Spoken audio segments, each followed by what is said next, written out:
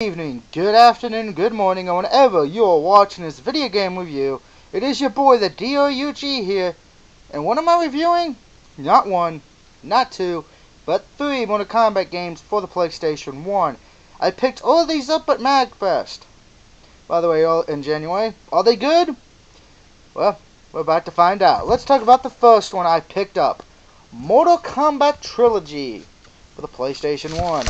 This is, by the way, the Greatest Hits Edition, so yay for that.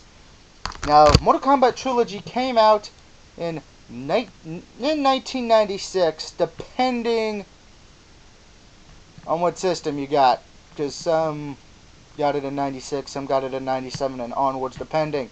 Now, they came out for the PlayStation, 64, Sega Saturn, PC, Game.com, and Allzone. Came out for the PlayStation North America September 1st, 1996. And the Nintendo 64 got it October 31st. Sega Saturn, PC, and Game.com would get it in 97 and 98 respectively. Now, MK Trilogy is the follow-up to Ultimate. Some people say, the Ultimate MK3 is better. Some of them say it's... But pretty much to me, it's the same fucking one to me. So it doesn't matter. That's either near nor there as far as I'm concerned. Anyway, Mortal Kombat Trilogy did feature some new things and others as well. It had an aggressive bar, a meter that fills up during the course of a match, and temporarily makes a player character faster and stronger, aka steroids. It also featured the Brutality, a long combination of attacks that ends with the opponent exploding for no fucking reason. The game was met with mixed reactions back in the day, but that was then. Now, each system had a different thing. Johnny Cage was played by a new actor and was reintroduced as well. He retains most of his regular moves from MK2 except for his Spirit Punch, which had to be excluded since none of the characters from MK3/Ultimate MK3 had reaction sprites for this particular move. Now bosses Goro, Katara, Mataro, and Shao Kahn, say that 5 times fast, are also now playable from the start.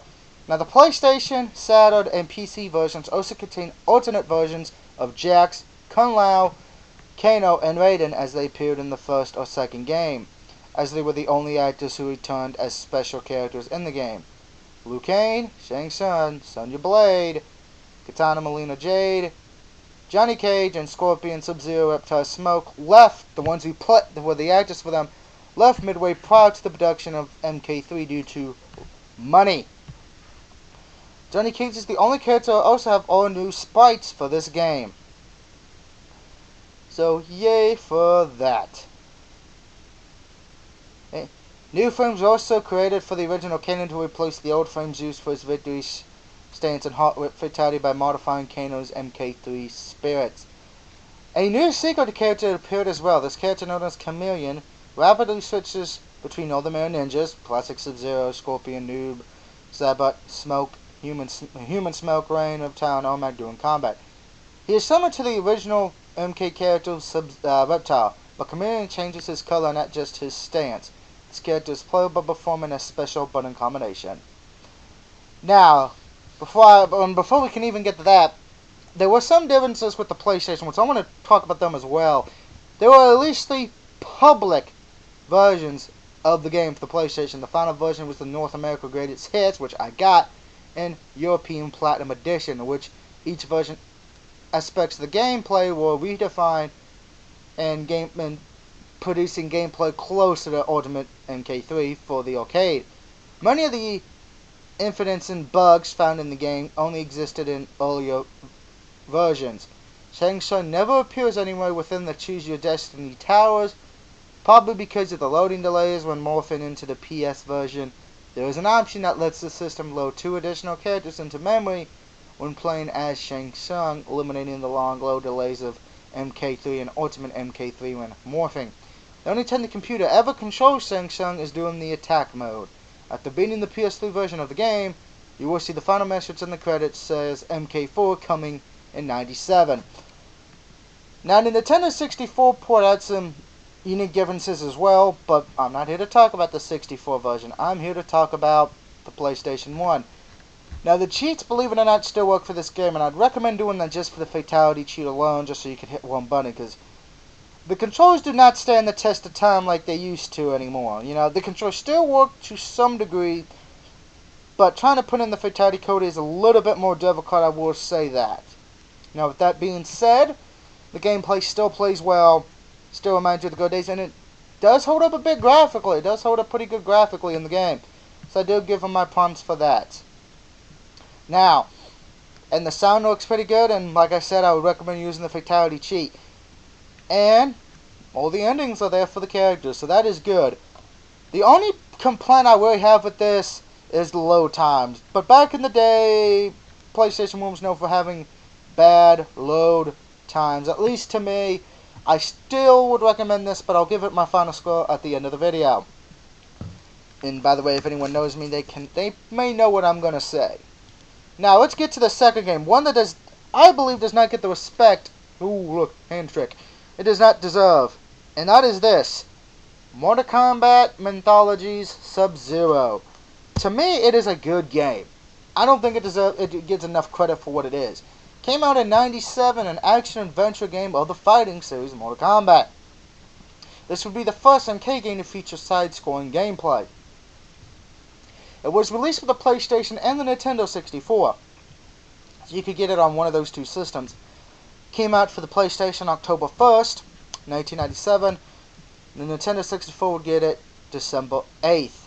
Now, the story centers around the original Sub-Zero and an adventure to defeat Quan Chi from retrieving an amulet that would free the fallen Elder God Shinnok. This would be it would show the events that would lead to MK4, which we're going to get to that.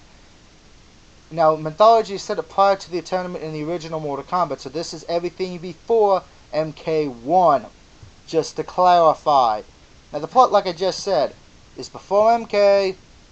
Sub-Zero is doing all this for, to beat Quan Chi. Now, pretty much at the end, spoiler warning, ooh, Sub-Zero does escape through a portal created by Raiden and deliver the amulet to the god. When Sub-Zero questioned what Quan Chi said to him, Raiden confirmed it, but reminded the young warrior that only he could change his own fate. After Sub-Zero returned to Lin Kuei headquarters, Sub-Zero was once again hired by another sorcerer named Shang Tsung. The Lin Kuei warrior was asked to compete in a tournament on Tsung's behalf. It was called Mortal Kombat. Now, not only would we see Quan Chi and Shinnok in this game, which would introduce them to MK4, it would also introduce Fujin, who would also be playing in MK4 as well.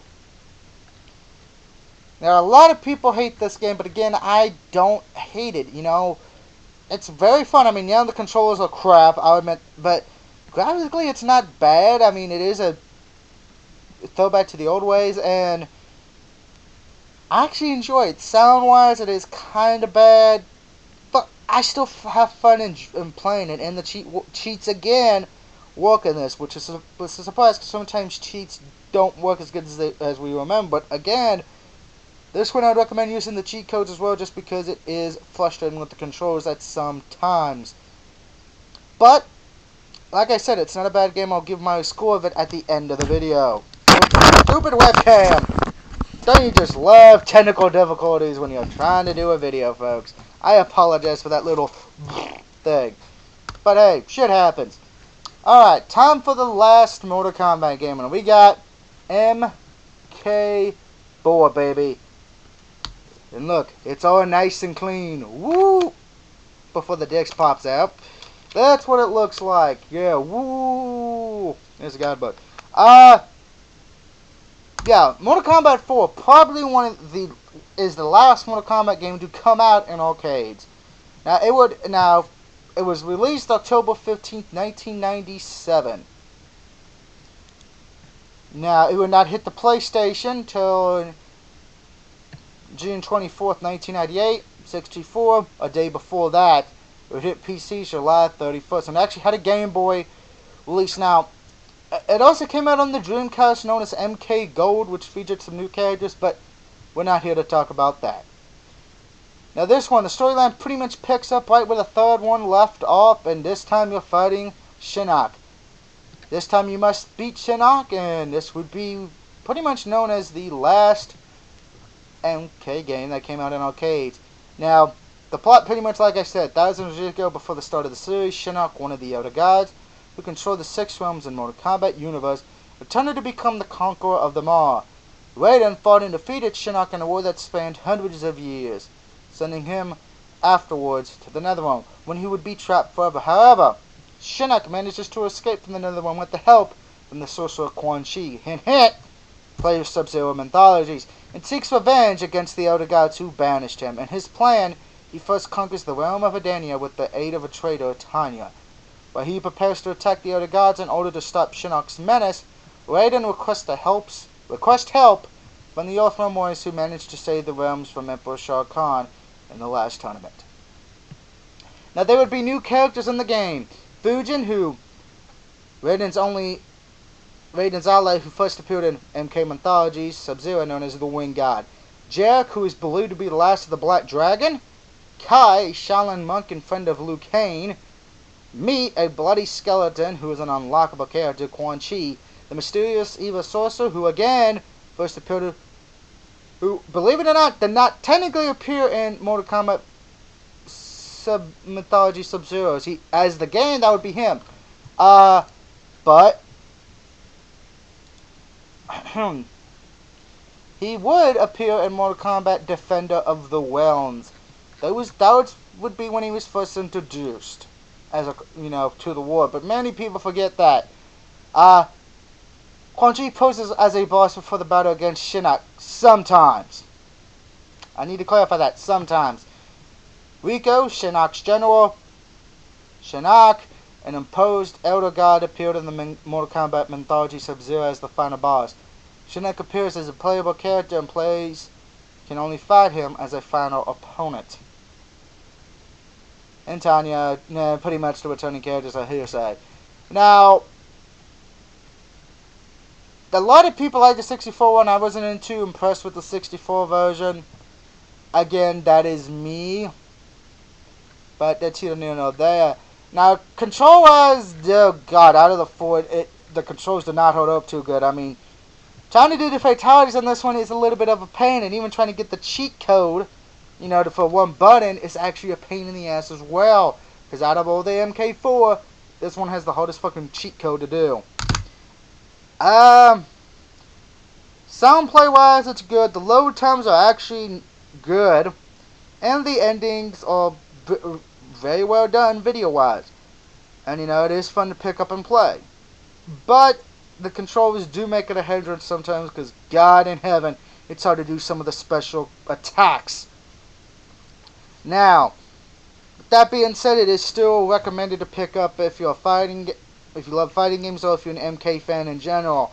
So what do I give my scores of these? Well, Mortal Kombat Trilogy, actually, believe it or not, gets a 5 out of 5. Probably the best MK game you can pick up that's not a PS3 or PS2. It would take you back to the good old days, and you will have lots of fun.